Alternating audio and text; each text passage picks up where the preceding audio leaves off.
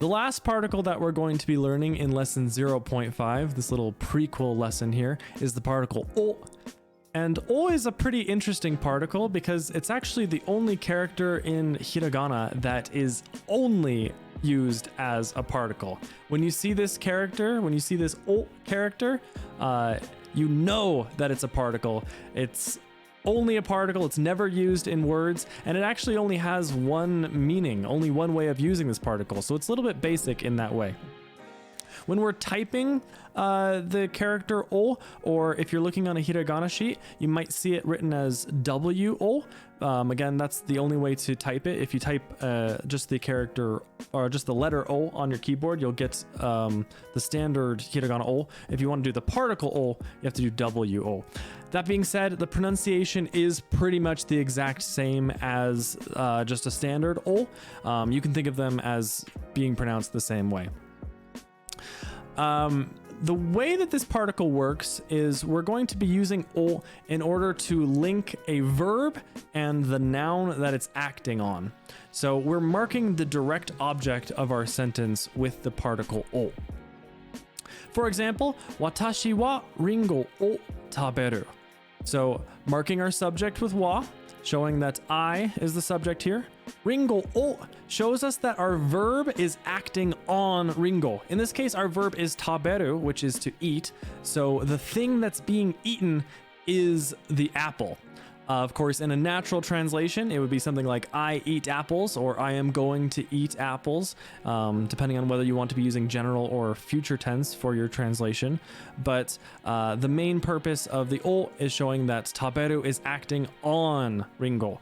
This is a little bit tricky just because we don't do it the same way in English. In English, if we want to show that a verb is acting on a noun, we do that just by kind of smashing them together, as you see in this example here. Eat apples shows that eat is acting on apples. Or another example would be I drink water or I watch movies. Again, we have our verb right up against that noun, showing that the verb is acting on the noun. But in Japanese, we do need a particle in order to do that. What that ends up meaning is that there are a list of words that use o and kind of a list of words that don't use o. Of course, taberu uses o because every time you eat, there's something that's being eaten. It's impossible to eat without having there be a direct object. There has to be something eaten. That's just a verb that always acts on something. Read or drink is another example of that. An example of a word that would not use o, a verb, would be iku. You don't go Japan. You have to go to Japan. We need the particle ni that we learned earlier. So it's a little bit different. Or another example might be sleep.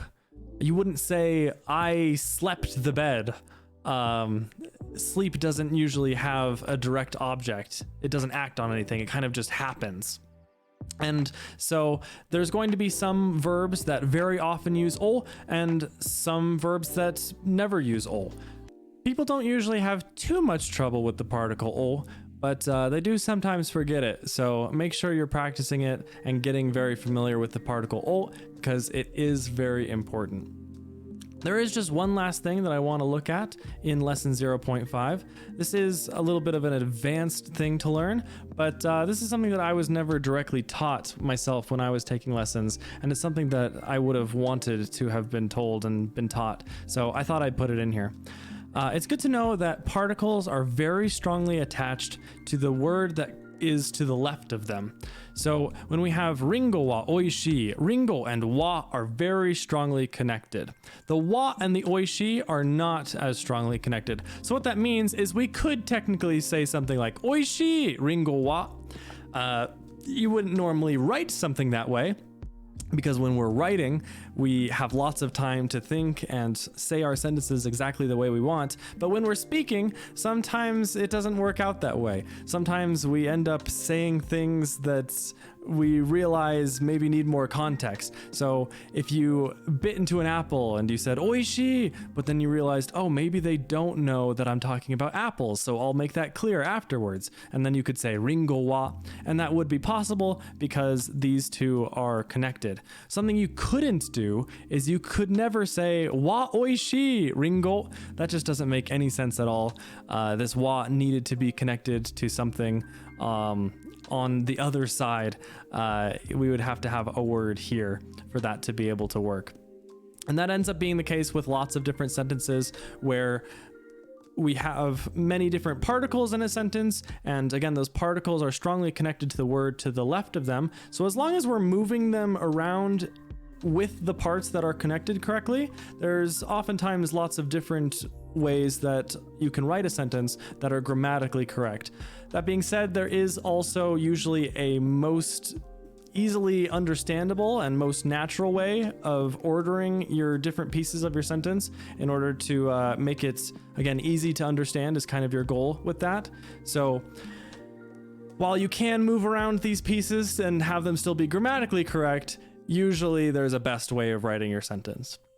And that is the end of lesson 0.5. So hopefully you have gotten pretty familiar with hiragana at this point. If you haven't, you would definitely want to do that before moving on to lesson 1. There is also a lot of lesson 1 vocabulary that you want to check out. So make sure you do that before getting into lesson 1.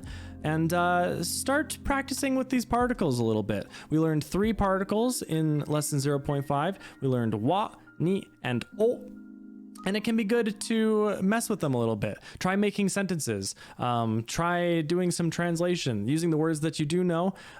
Just playing with them a little bit can go a long way in getting comfortable with them. And we will be using them a lot, so it is good to be as comfortable with these particles as possible. But I hope to see you again in lesson 1 as we keep on learning Japanese grammar.